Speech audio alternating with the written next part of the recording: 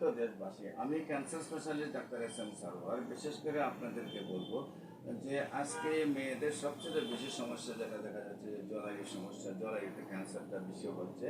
জরায়ু ক্যান্সার হলে পরেই আপনার দেখা যায় প্রস্রাব রাস্তায় ব্লিডিং হচ্ছে, প্রস্রাব রাস্তার মাংস বৃদ্ধি হয়ে গেছে, প্রস্রাব রাস্তা পচন ধরে গেছে, এবং সেখানে ডাক্তাররা কেমোথেরাপি এবং অপারেশন অনেক সময় জরায়ু কেটে ফেলে দিচ্ছেন।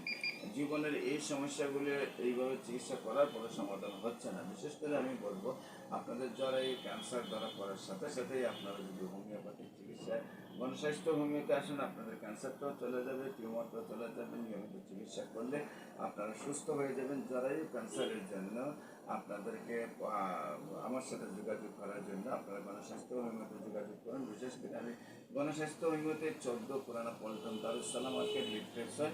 শনি রবি সোম সকাল 10টা থেকে বিকেল 5টা মতো রুগী দিকে, এবং মঙ্গল বুধ বৃহস্পতি হবিগঞ্জ শ্মশান ঘাট রুগী দিকে।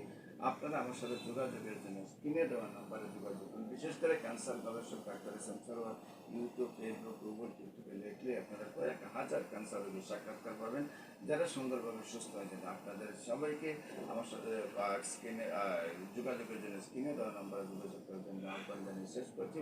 সবাইকে ধন্যবাদ। আসসালামু আলাইকুম রহমতুল্লাহ।